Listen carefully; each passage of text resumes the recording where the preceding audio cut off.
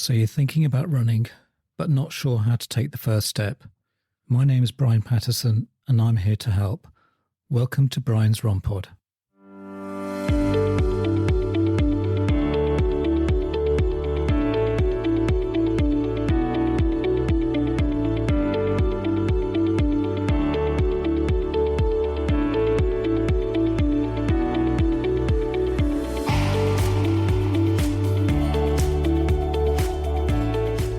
Welcome to Brian's Run Pod, where we bring you the latest and greatest in technology. And today we're focusing on the best tech for runners in 2023 and moving into 2024. Now, I know we have covered technology before, but also today we're going to be looking at augmented reality. And I hope to give you in simple terms what it is and how it relates to the future of running. Really interesting. Without further ado, let's get right into the episode. So as runners, we have simplicity and functionality. We want gear and accessories that enhance our running experience without weighing us down. Now, whether this enhances our run is debatable and the jury is out. However, today we're obsessed with data and tech. So here are the top 5 must-haves for minimalist runners. We will look at the i4C 360 rotatable armband, the ASICS Men's Road 2N1 shorts, and the ASICS Unisex waist pack, and the Garmin Forerunner 955 Solar. Plus, have a look at the Peloton. Don't worry, I will have links to all the watches in the description and all this tech in the description of this podcast. So first up, we've got the i4C 360 degree rotatable armband. The armband is a game changer for runners as it's made from durable materials like lycra and neoprene, so it won't smell or wear out after months of use. It also has a reflective band for increased visibility during nighttime runs. And the best part?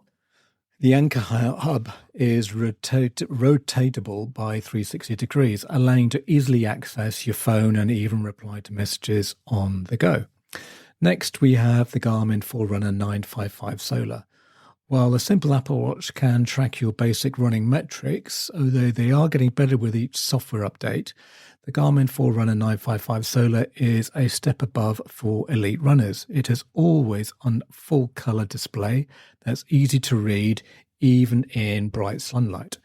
Plus, it runs on a solar charged battery, so you don't have to worry about running out of power during long runs. With its accurate GPS and training readiness score, it's the perfect companion for serious runners.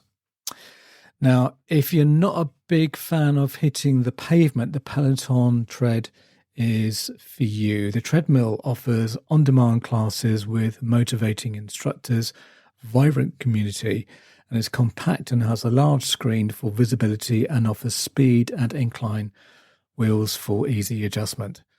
While it may be a bit pricey and you may need the space for it, but if that money isn't your object, and if you're looking for a convenient way to work out from home and enjoy being part of a fitness community, this is a worthwhile investment. So let's delve into the Peloton accessories, or rather the framework.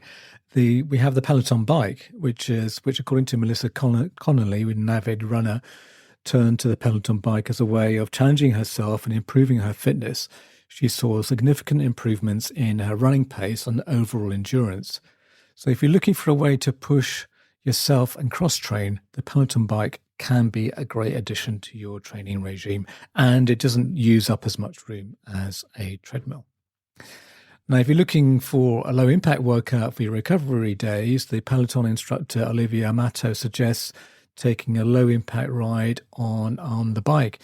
It gives you a great cardio workout without putting too much stress on the legs.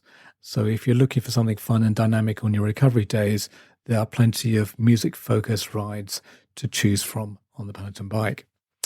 So recovery runs are an essential part of any training program. But recovery can come in many forms. So Amato recommends replacing a recovery run with a longer recovery ride, and this reduces the impact on your legs while still giving you the benefits of a good cardio workout. Plus, she finds that during a recovery ride, she's more in tune with her body and is more inclined to slow things down. Now let's talk about the power zone training. The Peloton offers a power zone rides that focus on achieving specific output levels to improve your strength, endurance, and overall performance. These classes are customized to each rider based on their functional threshold power test, and many runners have found that the power zone training has significantly improved their running. Krista Magna mentioned that she became more powerful in both her cycling and running since incorporating this power zone training in her routine. Now, another thing about your overall fitness and running is the core strength. So Peloton Tread Instruct Bex Gentry has a Core for Runners series that has become a fan favorite. Gentry recommends incorporating upper body, lower body, and total body training sessions into your weekly routine to improve your overall strength and stability as a runner. And did you know that Peloton also offers outdoor running classes? And here's a surprising tip. Think that beyond the bike, the Peloton offers these outdoor running classes that provide audio coach workouts. So many runners can enjoy these classes for interval and speed work. And it's a great way to switch up your running routine and have a personal trainer in your ear to guide you. So it's not just about the treadmill and the bike and indoor workouts, but also you can take your Peloton coach out with you outside. Stretching. Now, let's not forget about stretching. We all know how easy it is to skip stretching before and after a run, but it's crucial to ensure that your body is properly prepped and cooled down. Many Peloton members like Krista Magna have started incorporating pre- and post-run stretches into their routine. It only takes a few extra minutes, but it can make a big difference in injury prevention and overall flexibility.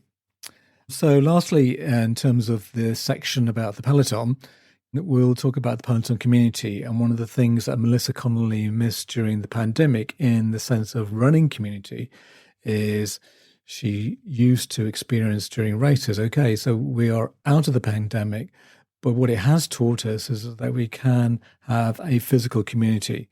So like, for instance, the park run. However, having a virtual one with Peloton, you have the opportunity to build a virtual community of fellow runners, and you can connect with others, share your achievements, and find support and motivation to keep pushing yourself. So I know that the pandemic was an awful experience for most of us. It did, however, provide us with these other opportunities. Now let's talk about some of the other tech I was going to talk about. So the Assist Unisex Waist Pack is a must-have for long runs. It has plenty of room for your essentials like your phone, keys, and general energy gels. And the best part is that it fits securely and comfortably without bouncing, so you can focus on your run without any distractions. And lastly, we have the Asics Men's Road 2N1 shorts. These shorts are designed for marathon runners and offer a bounce-free pocket in the back of your phone. They're lightweight, breathable, and even sweat-resistant, making them perfect for long runs. Plus, they have reflective details for added safety during the night runs. Right, let's talk about augmented reality for runners. As I said at the beginning of the show, I will talk about augmented reality, and if you forgive me, I will go right to the beginning of augmented reality, and then I'll talk about how it relates to running. Well, let's first get a timeline of augmented reality. So from 68 to 74, the birth of AR concepts. The idea of augmented reality starts to take shape in the beginning of the late 1960s and early 1970s. Computer scientist Ivan Sutherland creates the first head-mounted display system known as the Sword of Damocles, laying the groundwork for immersive computer. Then we go on to the 1990s. Early experiments, computer graphics pioneer Tom Caldwell coins the term augmented reality in 1990. During the decade, researchers, developers start experimenting with AR applications often in industrial and military settings. 2000, AR in entertainment and industry. AR technology begins to appear in entertainment and gaming. In 2009, AR Toolkit, an eye-opening tracking library for AR, is released and making it easy for developers to create AR applications. 2010, the rise of mobile AR, the launch of smartphones, particularly the iPhone and Android devices, marks a significant turning point for AR. AI apps like Layar, Wikitude introduced the location-based AR experiences to a broader audience. 2013, I remember this, the Google Glass. The Google Glass was unveiled, bringing AR to a wearable format. While it faces challenges and is eventually discontinued in its initial form, it sparks interest and discussions about the potential of AR glasses. Don't forget, 2016, Pokemon Go. Niantic released the Pokemon Go, a mobile game that becomes a global phenomenon. It showcases the potential of AR for gaming and location-based experiences, attracting millions of users to explore the real world in search of virtual creatures. 17, AR Kit and AR Core. Apple and Google introduced AR Kit and AR Core, respectively providing developers with tools to create AR apps for iOS and Android devices. This leads to an explosion of AR applications in various fields, from gaming to education. Now you're saying, what is that? Well, basically, the actual AR kit and the AR code is basically specific code which allows you to interact with the hardware. So, and therefore the device becomes an augmented reality device. 2019, the Microsoft HoloLens 2. The Microsoft releases the HoloLens 2, an advanced mixed reality headset. It incorporates more natural interactions and a wider field of view, targeting both enterprise and consumer applications. In 2020, the continued growth and integration, AR continues to integrate with various aspects of our lives. Industries such as healthcare, education, manufacturing adopt AR for training, visualization, and problem solving. Ongoing developments in AR glasses and smart devices contribute to the technology's widespread adoption. Future evolving possibilities. The future of augmented reality holds exciting possibilities, including advancements in hardware, more sophisticated applications in fields like medicine and design, and the potential for AR to become an integral part of everyday life. So the timeline provides a snapshot of key milestones of the evolution of augmented reality, showcasing its journey from conceptualization to widespread application in various domains. So what are the benefits of AR, you might be asking? So one of the primary benefits of AR is the ability to blend digital and 3D components with an individual's perception of the real world. It can visually change the natural environments or provide additional information to the users. This technology is delivered through devices like smartphones, tablets, glasses, and even contact lenses in development. AR apps are specially written 3D programs that enable developers to tie animation and contextual digital information to an AR marker in the real world. When the marker is detected, the app executes its code and the layers the correct image or images onto the user's view. So what's the difference between AR and VR? You may have heard of virtual reality. So, well, VR creates a simulated environment that users are fully immersed in, whereas AR uses the existing real-world environment and overlays virtual information on top of it. VR is experiencing through the headsets that provide sight and sound, whereas AR devices are less restrictive and can include phone, glasses, projections, and heads-up displays in cars, while VR places users in the new environment, and AR keeps users grounded in the real world with the virtual data overlaid as a visual layer. Now, what are the top uses before I go into running? So Let's dive into some of the top use cases for AR. In retail, consumers can use AR to see how products like furniture will look into their own homes before buying. Entertainment and gaming utilize AR to overlay virtual games in the real world to enable users to animate their faces in unique ways on social media. AI can also be used for navigation, overlaying routes over a live view of a row and provide information about local businesses. Measurement tools can be utilized AI to measure different 3D points in the user's environment, and all architects can use AI to visualize building projects. The military uses AI for training purposes and to display data on vehicle windscreens. Archaeology has also benefited from AI as it aids in its reconstructing sites and allows museum visitors to experience evacuation sites.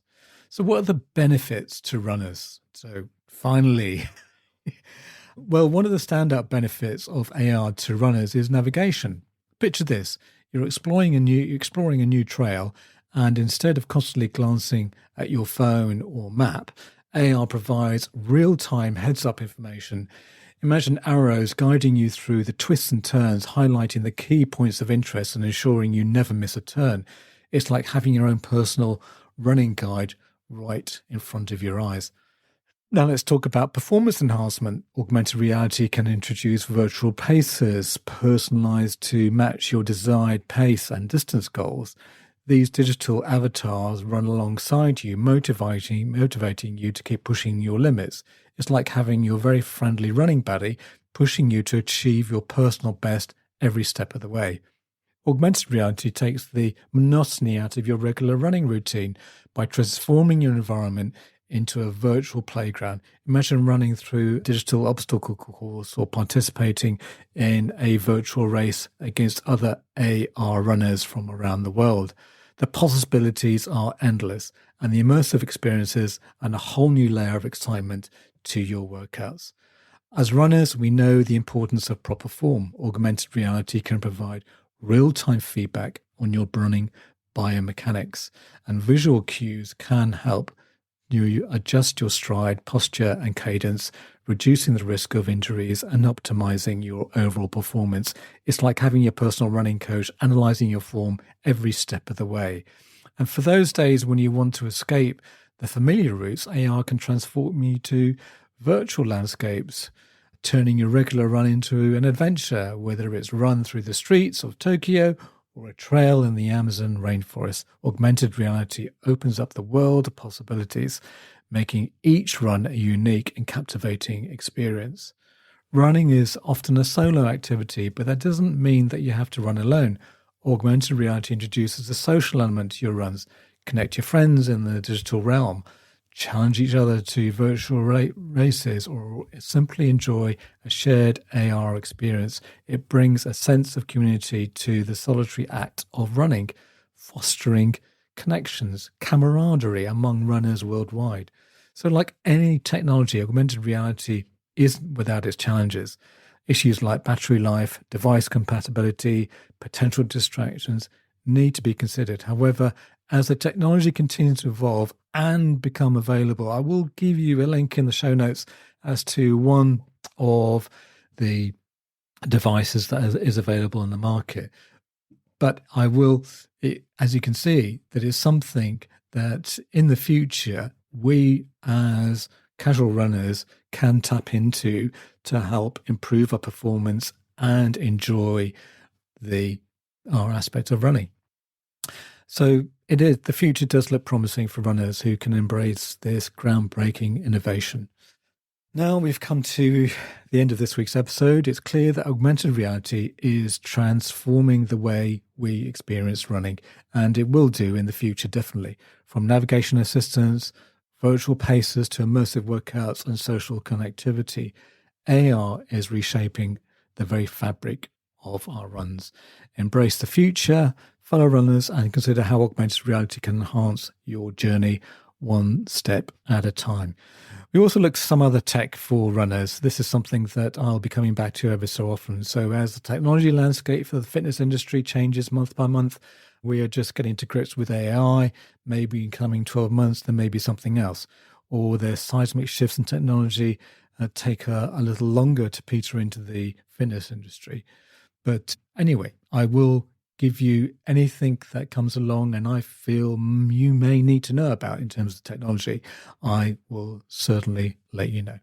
So, but anyway, thanks very much for listening. And anyway, I hope you have some happy running going into 2024. That's it for another episode, and looking forward to speaking to you next week with some beginner hints and tips about running. I just want to let you know that you can follow me on X, or what was known as Twitter, at Brian's Run Pod. I have just recently set up a Facebook page which is called Brian's Run Pod, and I am on Instagram at Brian's Run Pod. Also, my website is www.briansrunpod.co.uk, where you can get show notes, or on whatever podcasting app you are listening to the show. Plus, all my episodes have chapter markers if you need to get to different segments of the show. Plus, leave a review, as it will help others find this podcast. Music is Happy Day by Stock Audio, not forgetting artwork by Alice Patterson. Till next week, thanks again for listening.